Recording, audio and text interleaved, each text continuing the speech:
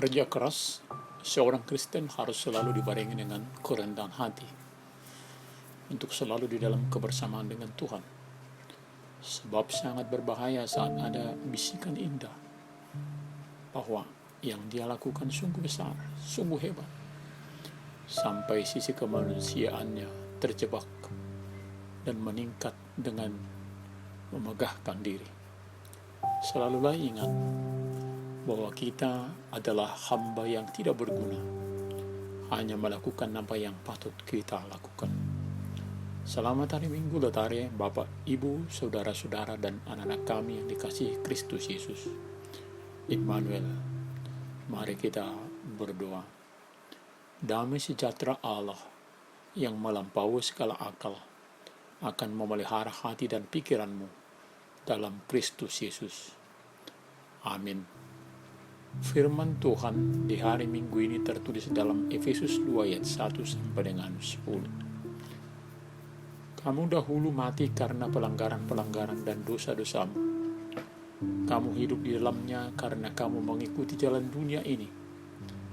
Karena kamu mentaati penguasa kerajaan angkasa, yaitu roh yang sekarang sedang bekerja di antara orang-orang durhaka. Sebenarnya dahulu kami semua juga terhitung di antara mereka, ketika kami hidup dalam hawa nafsu daging dan menuruti kehendak daging dan pikiran kami yang jahat. Pada dasarnya kami adalah orang-orang yang harus dimurkai, sama seperti mereka yang lain. Tetapi Allah yang kaya dengan rahmat, oleh karena kasih-Nya yang besar, yang dilimpahkannya kepada kita, telah menghidupkan kita bersama-sama dengan Kristus, sekalipun kita telah mati oleh kesalahan-kesalahan kita. Oleh kasih karunia kamu diselamatkan. Dan di dalam Kristus Yesus, Ia telah membangkitkan kita juga dan memberikan tempat bersama-sama dengan Dia di sorga, supaya pada masa yang akan datang Ia menunjukkan kepada kita kekayaan kasih karunia-Nya yang melimpah-limpah sesuai dengan kebaikan-Nya terhadap kita dalam Kristus Yesus. Sebab karena kasih karunia kamu diselamatkan oleh iman, itu bukan hasil usahamu, tetapi pemberian Allah. Itu bukan hasil pekerjaanmu. Jangan ada orang yang memegahkan diri. Karena kita ini buatan Allah, diciptakan dalam Kristus Yesus untuk melakukan pekerjaan baik yang dipersiapkan Allah sebelumnya. Ia mau supaya kita hidup di dalamnya. Masa lalu yang kelam, masa lalu manusia juga jemaat Efesus dikatakan buruk. Perilaku yang berujung kepada maut, kepada kematian. Hal ini terjadi saat dosa sudah berkuasa dalam hidup seseorang. Dosa menghalangi seseorang melihat apa tujuan hidupnya. Orang berdosa yang membutuhkan kekuatan besar untuk mengeluarkannya dari kubangan dosa tersebut. Ketika manusia mengingat bagaimana hidup masa lalunya yang kelam, maka dia akan bersuka cita saat diterima pada masa kini sebagai seseorang yang baru, yang diperlakukan baik dan memperoleh hidup.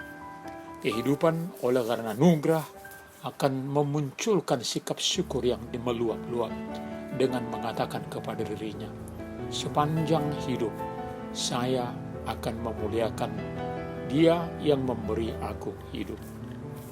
Semua mati karena dosa, namun oleh kasih karunia Allah kita beroleh hidup. Sudah mati karena pelanggaran dan dosa. Namanya orang mati, tidak berdaya, tidak mampu menerima anugerah Tuhan. Kenyataan ini terjadi karena berjalan di luar Tuhan, dengan mengikuti jalan dunia ini, mentaati penguasa kerajaan angkasa, yaitu roh yang sekarang sedang bekerja di antara orang-orang durhaka, hidup di dalam hawa nafsu daging, dan menuruti kehendak daging dan pikiran yang jahat. Roh yang bekerja ini jangan kita anggap enteng, sebab karena pekerjaannya lah ada orang yang melawan Allah, hidup dalam kesemena-menaan, dan asik hanya memenuhi apa hasrat yang diinginkannya sampai terpisah dengan penciptanya. Hal yang menyukakan hati kita Allah tidak membiarkan kita di dalam kematian.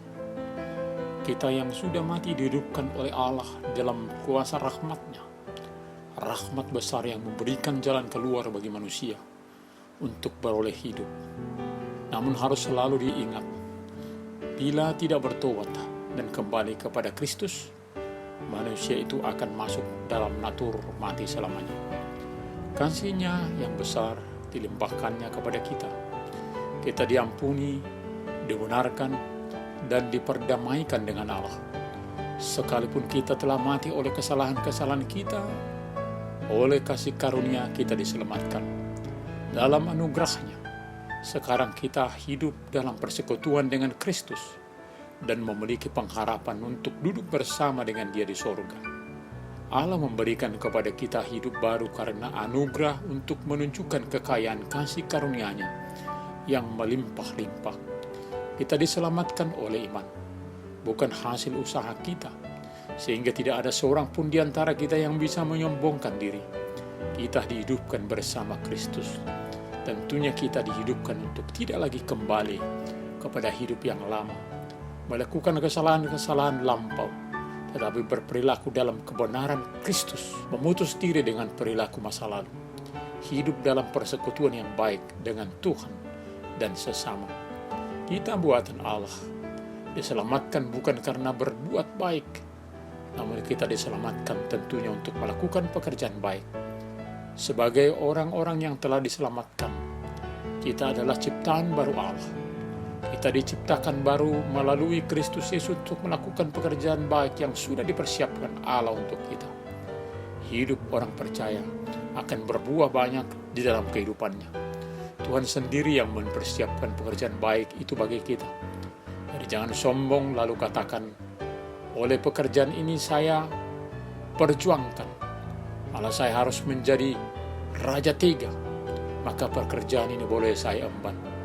Kita akan bekerja sebagai seorang ciptaan baru dalam Kristus, menghasilkan buah-buah dari anugerah Allah yang bekerja dalam kita. Dia sendiri memampukan kita melakukan pekerjaan yang diberikan bagi kita. Sebagai apa fungsi kita dalam tubuh Kristus? Tuhan telah mempersiapkan pekerjaan-pekerjaan baik untuk kita kerjakan. Jadi, kita setiap orang memiliki panggilannya masing-masing sesuai bidang-bidang pekerjaan yang Tuhan telah persiapkan, dan semuanya itu menjadi kemuliaan bagi namanya. Amin. Kita berdoa. Terima kasih Tuhan untuk sukacita keselamatan kami. Biarlah aliran hidup orang percaya boleh menjadi kesaksian di tengah dunia ini. Berkati kami setiap orang untuk boleh tetap setia di dalam pelukan anugerah-Mu. Terima kasih Tuhan. Hanya di dalam nama Tuhan Yesus kami berdoa. Amin.